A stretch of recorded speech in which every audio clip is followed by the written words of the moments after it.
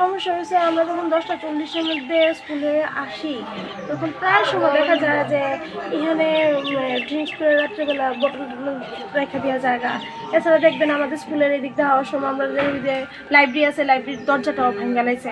তারপরে প্রায় সময় আমরা বাচ্চারা এখানে ঢুকতে পারে না, দরজাগুলি খুলতে পারে না। দরজাগুলির সামনে বিশেষ করে ড্রিঙ্কসের বোতল, মদের বোতল আর চিপসের প্যাকেট আর তারা যে বিভিন্ন ধরনের সামগ্রী খায় এই সমস্ত জিনিস।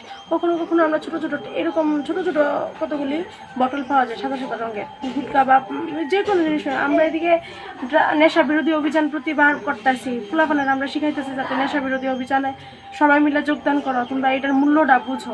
এখানে স্কুল একটা মন্দির সমান, আমরা সবাই এখানে পড়াশোনা করলে লেগে, আর এর মধ্যে আমরা যদি এই ধরনের পরিস্থিতির শিকার হই তাহলে ফুলাফানের আমরা কী শিক্ষা দেব? সকালবেলা ঘুম থেকে উঠতে ফুলাফান স্কুলে পড়াশোনা করার লেগে আমরা যদি যদি এখান থেকে যদি আমি তারা সরাইতে না পারি, ফুলাফানটি মানে মানসিক অবস্থা কোন জায়গায় গিয়ে তারাই কম। আপনার কাছে যত খবর যে আপনারাই এসে নাকি এইসব পরিষ্কার করছেন না, আমরা স্কুলে ঢুকলে পরেই তো আমরা এই সমস্ত জিনিসটি আমরা এদিকে ঢুকলে পরেই ফুলাফানে আমরা সবচেয়ে আগে এগুলি দেখাই, বলে যে দেখেন ম্যাডাম আজকে এই অবস্থা, কেমন ঢুকুন, কেমন ক্লাস করুন।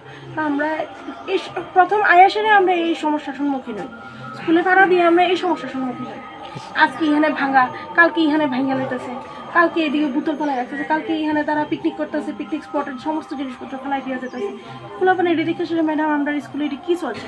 আর সবচেয়ে বড় কথা হলো কাজ ভাঙা, বোতল ভাঙ্গা সব জায়গায় ছড়াই ছিটায় রাখে, বাচ্চারা পায়ে লাগে, বলগুলি থাকে, তারা খেলার সামগ্রীগুলি সবগুলি নষ্ট হয়ে যাচ্ছে। এসএমসি কমিটি কি? এসএমসি কমিটি আমাদের যথেষ্ট ভালো, আমরা বারবার জিনিসটি বোঝানোর চেষ্টা করছি, তারা দেখবো এবং তারা এই ব্যাপারে সিদ্ধান্ত গ্রহণ করবে।